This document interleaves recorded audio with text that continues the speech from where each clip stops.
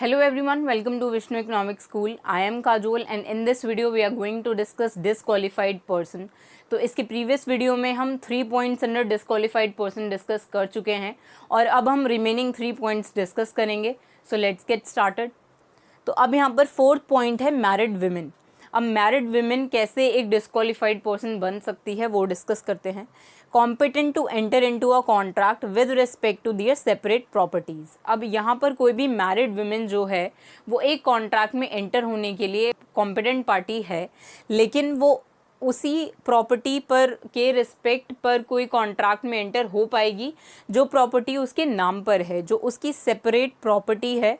अब वो प्रॉपर्टी किसी और की नहीं होनी चाहिए, उसकी बिलोंगिंग्स की नहीं होनी चाहिए, वो प्रॉपर्टी उसी के नाम पर होनी चाहिए. इसीलिए यहाँ पे सेपरेट प्रॉपर्टी लिखा है, मतलब उस मैरिड वुमेन के नाम पर ही वो प्रॉपर्टी है, तभी उसी प्रॉपर्टी के रिस्पेक्ट पर वो किसी भी कॉन्ट्रैक्ट में एंटर हो पाएगी.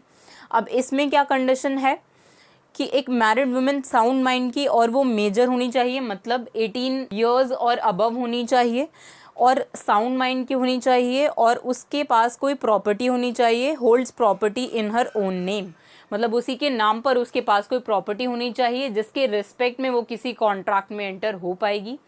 और ये जो 2 असेंशियल कंडीशंस हैं ये तो यहाँ पे कॉमन है ही.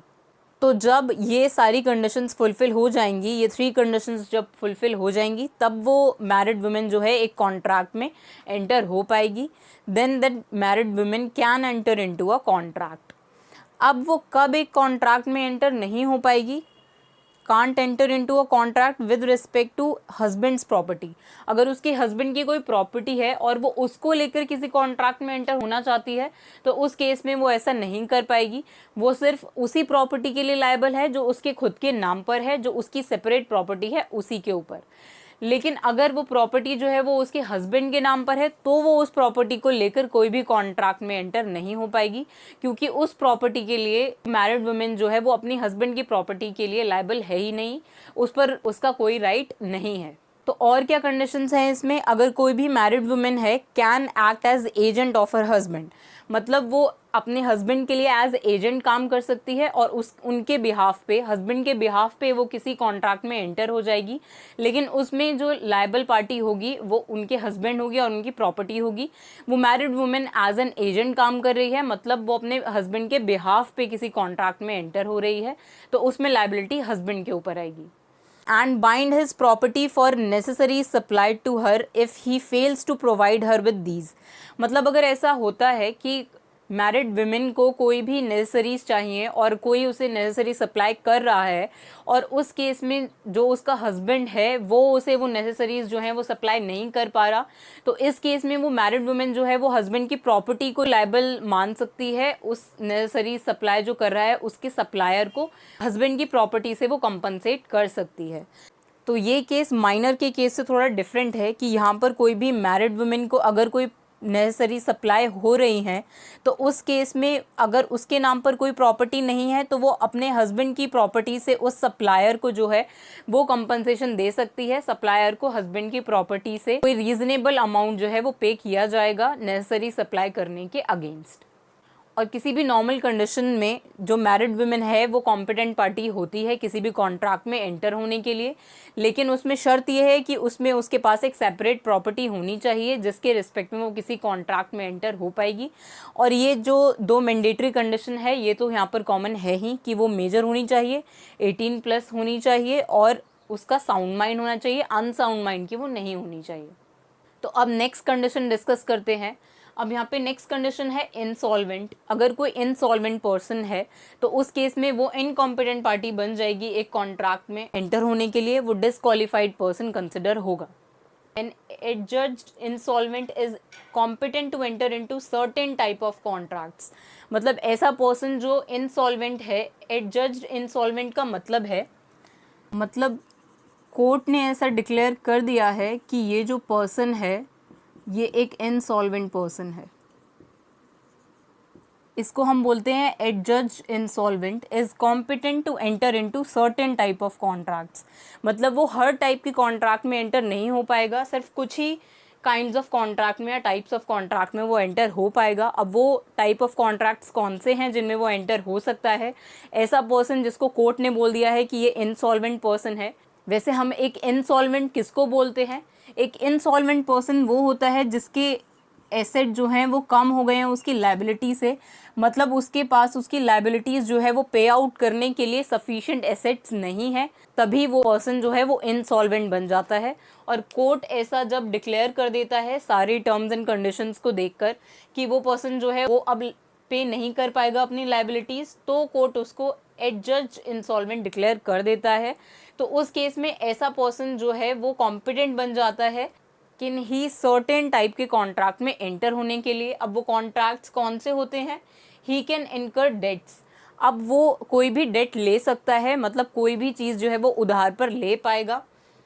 ही कैन परचेज प्रॉपर्टी, वो प्रॉपर्टी परचेज कर सकता है लेकिन वो सेल नहीं कर पाएगा कोई भी प्रॉपर्टी को।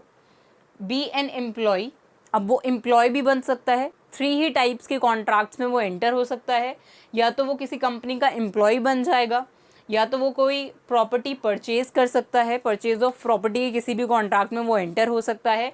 बस वो उसको सेल नहीं कर पाएगा, वो सेल कॉन्ट्रैक्ट में किसी भी प्रॉपर्टी को सेल नहीं कर पाएगा क्योंकि यहाँ पे वो इनसॉल्वेंट डिक्लेयर हो चुका है, उसके पास कोई एसेट जो है वो पे आउट करने के लिए है ही नहीं, इसीलिए वो सेल नहीं कर पाएगा यहाँ पर प्रॉपर्टी, वो परचेज कर सकता है।